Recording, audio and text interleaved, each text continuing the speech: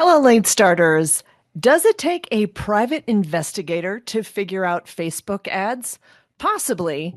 Find out how accidental entrepreneur Jody Milward got started running a Facebook ads agency and what she does to keep her sanity while running Facebook ads. Hello, dreamers. Welcome to the Late Starters Club, giving you the inspiration, mindset, and tools you need to start something midlife and beyond. Remember, it's never too late to follow your dreams. And now, a word from our sponsor, me. Would you like to get more inbound leads and sales from Facebook, Instagram, and Google? For most people, the answer is yes. But learning these ad platforms is time consuming and complicated, and oftentimes business owners set up their campaigns wrong and waste a ton of money. Let us do the work for you. I'm Andrea Vall. I've been running ad campaigns for clients for 11 years, and I have generated over $4 million in trackable sales from Facebook, Instagram, and Google for my clients in the last 2 years. Some of the things I've done for my clients include things like 3,000 targeted new email subscribers to a list, sold 54 tickets to a brand new 2-day event directly from Facebook, 8x return on ads to a brand new digital course, 3,845 webinar attendees with over 300 member sales. So if you're looking for results like these and don't want to run your ad campaigns yourself, go to my website, andreavall.com, and select the Facebook ad services to learn more. I'd love to have a conversation with you about how I can help you get more inbound leads and sales. Hello, late starters. It's your host, Andrea Vall, and I am here with the fabulous Jody Milward, calling into us from Brisbane, Australia here. And I'm so excited to have Jody on the show today. So welcome, Jody. Thank you, Andrea. I'm so excited to be here because, yes, I am quite the late starter, and you were such a pivotal part in my whole late starter journey here with what I'm doing today. So I'm excited. Yay, that's so awesome. Yeah, it's so fun to have you on the show. I've known Jody for many years now. And for those of you who aren't familiar with her, Jody brings her private investigator background into the world of Facebook ads to uncover the clues to creating profitable ads. And she trains and equips women to make 6 figures per year as a Facebook ads manager. And her website's socialcharlie.com. And we're going to dive into all of that here. Yeah. So tell us a little bit about your journey in getting started and what kind of prompted this shift and change for you, because it's a pretty big leap from private investigator to Facebook ads manager. What you mean, it's not like a natural progression, right? They don't teach you this. This is the career progression at school, right? I mean, even before all of that, I was like a receptionist to private investigator. Yeah. So, yes, I mean, I've been constantly changing. What they say, people typically these days have at least 3 different careers or so. Yeah. I wasn't such a late bloomer when I started all of this. It was when I had 3 little kids under the age of 4. So I was probably about 30. And I realized I needed to do something that was going to be more family friendly. So not just dropping the kids at daycare, then having to have days off when they were sick. And so I thought, what can I do that's going to be family friendly, right? And so I thought, here's a great idea. I'll be a teacher's aide, because then I'll have school hours. I might even be at the same school. I'll get school holidays. Everything will be sweet, right? Well, the kids still get sick, so you still need to have days off. But the kicker was, I was there in the vocational placement, doing the training, and it was lunchtime, and there I was in the playground surrounded by 50, that's 50, screaming 5-year-olds. And I was like, I'm happy to get rid of my kids for the day. What am I doing with the strangers, 50 kids, right? No one's like, I'm out of here. So I was like, what can I do that, work from home, right? So I don't have to worry about organizing days off and such. So that's where I fell into the unclaimed money recovery business and became that private investigator, got the little license. So there was no spouse busting. There was no car park stakeouts. It was all very dull, just going and skip tracing and tracking people down, calling them up and say, hey, there's $50,000 that belongs to you. Would you like it back? Because no one else has told you about it. So, but anyway, I got tired of all the government red tape. And then, you know, the police also calling me up because people were reporting me for scams. I certainly wouldn't want to be doing it now. So it was like that progression. But that journey there, someone said to me, oh, that's very entrepreneurial of you. And seriously, that was the first time I think I'd ever heard that E word, right? I was like, what does that even mean? I didn't even know what it meant. I just, you know, grew up, you know, my parents were a teacher and a nurse, and you just went to school and you got a job. I worked for Queensland Health as a receptionist. So it just sort of defaulted, I say, like accidental entrepreneur. I just sort of fell into it out of necessity. And I think that life change sort of comes up for a lot of us, and then we go, well, what are we going to do? So whether that's for me and a lot of ad managers that I work with, yes, it's that kids have come along, and what can I do to leave corporate and stay from home? But then for a lot of us, then it's like you might have been working in corporate all these years. The kids have left home, and you've sort of got that freedom, and you're going, okay, well, I don't want to do this commute anymore and all of those things. So even though I, you know, started that entrepreneurial journey, there was the transitions, and I think I was probably about, what would I have been, about 42, right, when I entered the world of digital marketing. I was like, well, now that is a late starter, right? Because young guys that are out there and they're hustling and they're getting into it, and they're doing, here's this old girl at 42 going, okay, let me learn how to do Facebook ads. So so that was a bit of a transition, but I think it was just because, you know, just data driven, results driven. And again, like I know a lot of ladies who have made these career changes. They've maybe gone into being a virtual assistant, being a social media manager, or things like that, that it's like, oh, I'd like to learn Facebook ads now. So I think a key thing is, like, you know, as long as you're always learning and, you know, you're hungry to learn, you're hungry to try new things, then opportunities will, you know, always be coming up. And as we see here, it's a great way to be able to turn these opportunities and your hunger for learning into actually an income generating opportunity. So did I answer the question?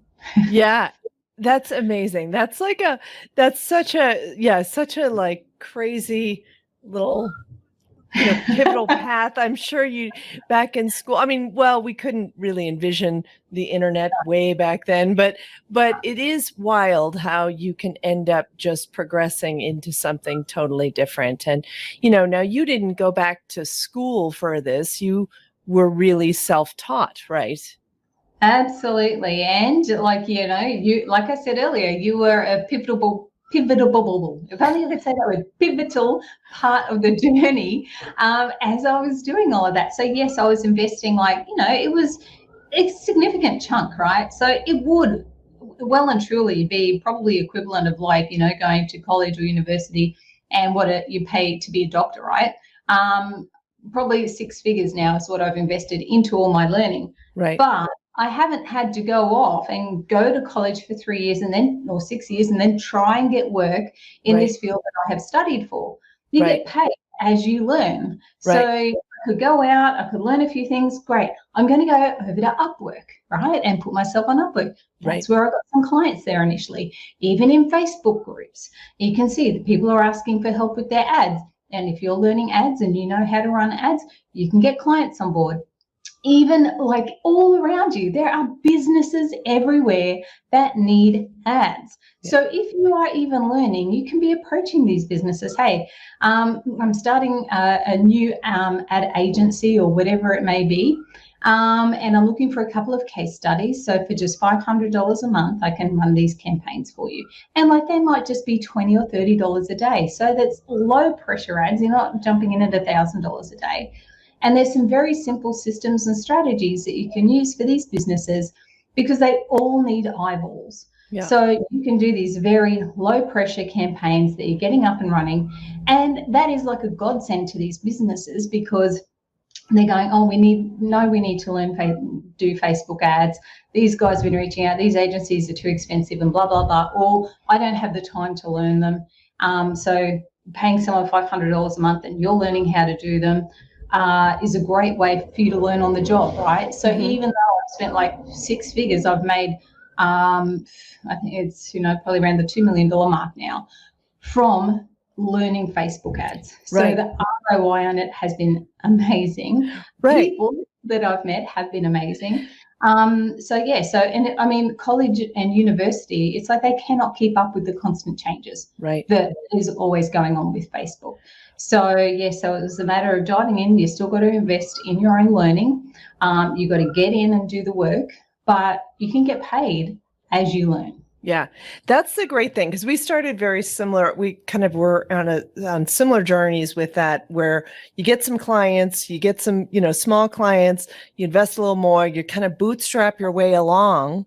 And then, you invest, maybe you decide you want to really up level and you invest in maybe a larger program or a larger coaching program, down the road. You can start small and learn online with kind of smaller programs, and then build and buy lots of books on marketing and all the stuff that you need to learn to do some of these things. And I definitely am, kind of the same way, where I've just read tons and tons of books, invested in some programs here and there, and you can definitely be, have a great business. So it's great. It's awesome. It's amazing world we're in now. I think that's the beautiful thing. It is a low barrier to entry. And so as long as you go and you present your services in like an ethical manner. So if it is you and it's like, okay, what even is business manager? What is a pixel? And if you were to go out there and say it's $2,000 a month, unless you are contracting to someone who does have the runs on the board and the experience, you certainly wouldn't want to be charging $2,000 a month and you don't even know how to launch an ad. Right. Okay, so it's that having that ethics, and that's where I said, we're starting this side of an agency or whatever it may be, right? You don't want to particularly go out going, I'm just learning how to run Facebook ads. You can word things in a better way that are still ethical. And we're looking for case studies. So if we do this for this kind of rate, so that they know, okay, things are a bit newer, and and then you have systems in place so that you can go, and for 3 months we've got these amazing results, so we've done X, Y, and Z, and you increase your rates as you go along, so you're not always stuck at $500 a month. So, but like it's it's a great way to get paid as you learn. Yeah, that's awesome. That's awesome. So, let's talk about getting started older, as at an older age when you started. How do you feel like starting in your 40s? Because I was the same way, starting something in my 40s, and especially in the digital space where there's a lot of young people, felt kind of scary. But how do you think being older when you started contributed to your success here? Well, and on that, it's not just being, a lot of young guys in the digital space. It's like you're a female as well, right? So that really narrows things down. I know going to Traffic and Conversion Summit in America, big digital marketing thing, you go to the restroom at the breaks, there's a huge line for the men's and the ladies are walking straight in and out, right? So not only are you older, but you're female as well. So it's really good. So I think like older, you're wiser, right? That's what we've got. Right. We've got some life skills that we can absolutely draw from. And I think like for me or my kids, so I've been doing the online working from home thing since about 2008, and the kids were all sort of little. So they've grown up through all of that.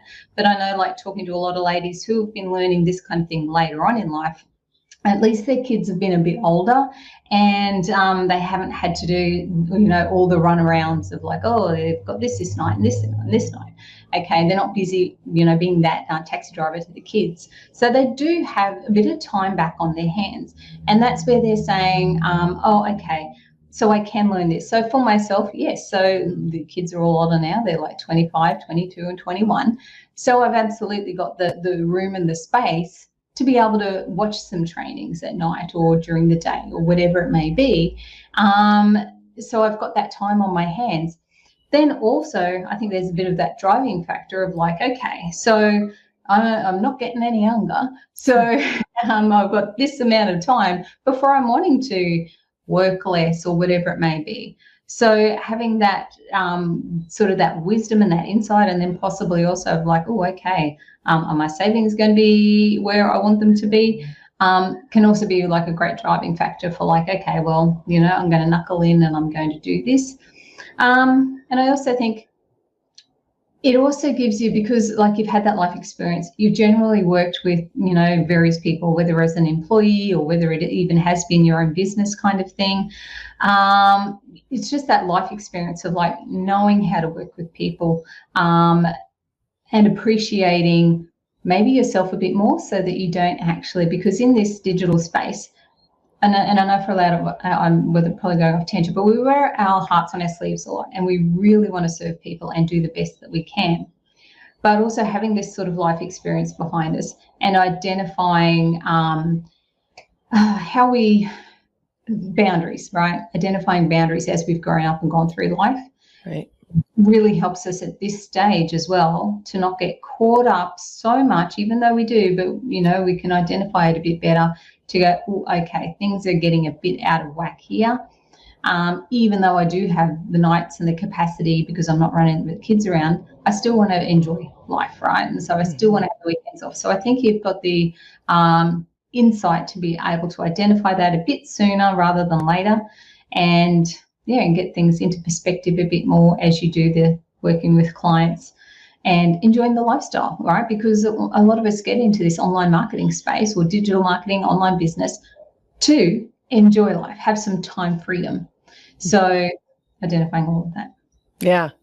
Yeah. And for sure, I think in this business, especially, you've got to have good boundaries, right? Because in working with clients some clients, as we have talked about before, can be a little crazy. And you've got to have the boundaries to say, that's not part of the scope, or, to really, maybe be a little more confrontational than you might be, or you might have been comfortable being when you were younger. So I think that's definitely helpful for sure. And, just having, like you said, the life experience to work with a lot of different people and see how people work, I think is huge too. And it's hard. Digital is on 24/7. So it's not like, Facebook does not have office hours. So, so awesome. So, what was I going to ask? Oh yeah. So if you could go back and tell your younger self one thing, what would that be? Oh my gosh. Okay. At the moment, I'm listening to a book. It's an Australian guy called Barefoot Investor. So it's really, really good. And he's talking about, getting things. It's not just talking about, budgeting and all of that. It's like looking at, okay, setting up, whatever bank accounts, looking at your super, looking at your whatever. And just by making these changes, you could be making an extra $100,000 or a few $100,000 when you retire, for example. Mm-hmm. So my younger self, I would be going back to say, look, you've got to start putting some money away as soon as you can. So that when you are 50, when you are at this late starters club, you don't have that pressure so much to say, I need to be earning this because, time's running out for me to be working, right? I've been working 30 years. I want to be enjoying life a bit more. And I want to fly first class when I go somewhere. So paying attention. So I would say, look, it might feel tough now, but start putting this money aside and just let it sit, right? Even though it gets nice and big and you would go, I'll just take out these little bits, just leave it there. So I think that getting that financial insight, because that's not something we learn at school. Yeah.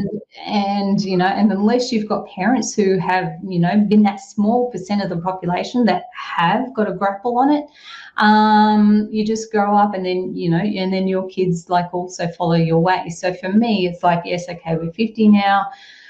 We're on a path of like, okay, what can we do over the next however many 5 years or whatever it is to just make sure that, we can work a bit less and travel a bit more and really enjoy life now with the kids that are grown up and maybe out of the house. I don't know if they're ever going to leave. So yeah, so that's certainly something. And so even though I'm back here and it's like, oh my gosh, the last 30 years, it would have been great to have had this set aside and that compounding interest and have millions of dollars. It's good to know now that, well, it's not going to have such a compounding effect, but it's still not too late. There's still things that you can do now. So Yeah. yeah. Yeah, right. And I think it's kind of, it is what I like about being an entrepreneur is you can, hustle a little bit more and, have a good year and things like that, and kind of think of ways to grow in just faster than you would with the, standard 3% raise that you get at a corporation, so. Sure. So, like there's all the talk around at the moment, it's the recession and interest rates, where you're going to be in for an interest 18 months or whatever it is. And that's where it's like, yes, if you are just an employee and you're getting, this is your paycheck each week, then you need to look, most likely, with all everyone saying, look for a side hustle, right? Mm-hmm. There's only so many ways that you can decrease what you've got to pay for the cost of living, but there are ways you can increase how much you make. So incorporating a side hustle into it so that you can make more. And like you said, as an entrepreneur, yes, we've got that ability, like, well, I'll just make more sales. Okay. Mm-hmm. And so before it's like, oh, we don't have to be so restricted for this. So yeah, that's, one of the great things. Like I couldn't imagine being, I go to work and I get paid $1,000 a week or whatever it is. That's such a scary thing. If it's like, if we want to do something, it's like, okay, I'll make some more sales. Mm-hmm. And the freedom that then comes with that. It's amazing. Right. For sure. That's awesome. So what do you think? There's a lot of people who are in this ads business and in the digital space and things like that. And you've had a very successful business, that you've grown, and it's really awesome to see how you've grown it and everything. What do you think has been one of the biggest contributing factors to your success? Oh, being crazy.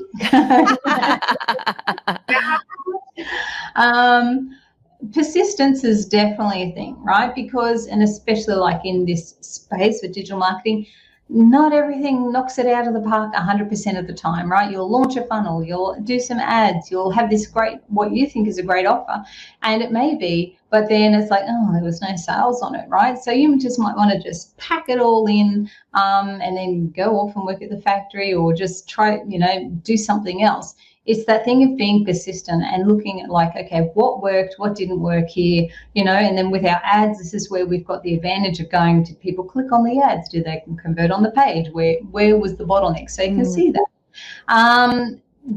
But yeah, so it's that, I've just lost my train of thought. What was the question? Just the persistence of, and just continue. Just keeping up, just keeping on going. And just not giving up. And like they say, if it was easy, everyone would be doing it. Okay. Right. So it is going to be hard. There is going to be late nights. There is going to be weekend work. But at least you've got the flexibility of doing this kind of thing, that you can go, okay, well, I do want to go to the movies with the kids and the family, and we'll go out for dinner. And that means that if I'm going to have the 4 hours off during the day here, I'll do a couple of hours, when I get home, and a couple of hours in tomorrow morning, I'll get up a bit earlier or whatever it is. So it's that, that willingness to like, I will do what other people won't, so that I can create this lifestyle that I want to create. Yeah, definitely. I think persistence and picking yourself up when something is disappointing is a huge piece of this. So,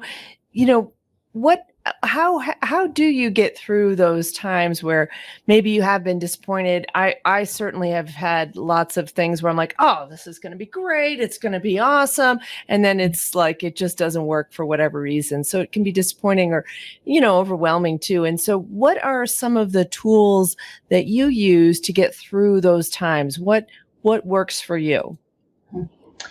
Chocolate and cat. Chocolate, what was it? Petting the cat? Okay.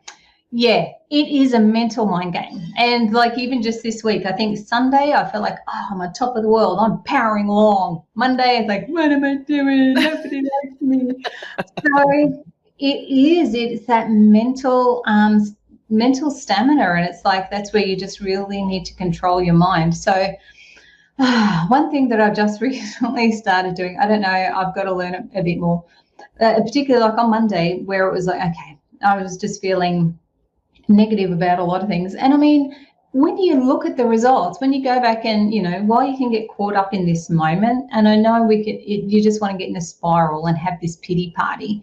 But if you can, like, even have it written down in front of you where it's like, things that you've achieved, that you've been proud of, these successes that you've had, write them down so that as you're spiraling, you can look at them to help draw you back. Otherwise, you've got to try and think of it at the time. So if it's written down, you can easily see, oh, here it is. Because otherwise, you'll think, oh, I never did anything good. But if you've got them written down when you're in a good mood, that will certainly help. But like doing a bit of tapping. So this week is I was like, oh man, I was just feeling, went from the high to the low.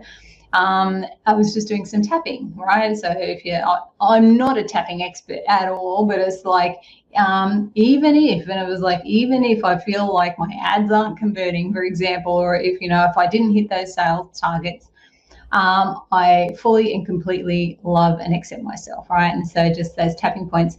And yeah, even doing that, it was like, okay, just, I don't know, like I said, I'm not a tapping expert. But I could just feel that release that was coming from that. So yeah, guarding your mind. And one of the sayings is, don't follow your feelings, lead them. So even though you're starting to feel this sort of, you're going down, it's like, okay, lead your feelings. So like, okay, I'm not going to go into this. Where can I put my thoughts and my time that is more productive? So that's just a couple of things. But yeah, it all comes, and that's what I'll say to my ad managers. It's like, you can have all the skills to pay the bills, right? But if your mind is struggling, if you're doubting yourself, if you're feeling low, then yeah, while you may be fully justified to charge $3,000 a month for ad management, you'll probably go, oh, just $1,000 a month, because you're going, oh, I don't feel worthy. So it's just, yeah, it's a hard game. It all comes back to mindset and just that consistently of daily focusing your thoughts on the things that are positive and more uplifting rather than going down a spiral. I love that. I love how you have a wide range of tools that you use, because I'm a hot mess. No, I love it, because sometimes different tools work. I mean, I heard you talk about kind of more some analytical things where you're looking at what's working from a very objective point, and then a little bit of woo woo with the tapping is always, you never know, the chocolate, little bit of like reward. And I think that's what it takes, is just this real spectrum, so that you can kind of pull in whatever tool that you might need at the moment. And maybe something, maybe the chocolate isn't working, so you bring up the, feel good folder or whatever that is, and, try all the different things, because it can be very challenging. And I love that whole lead your feelings. I hadn't heard that before, so that's really great. So awesome. So one of the things speaking of quotes, I want to, why don't we just share the favorite quote that, and I think you've got a couple that inspire you. And then I want to also ask you another question that I usually ask all my guests. So why don't you share some great quotes with us that you've got? Okay, great quotes. One, it's an all-time favorite. I've got it written up on the little kitchen pantry door, so everyone in the house sees it, is discipline brings freedom.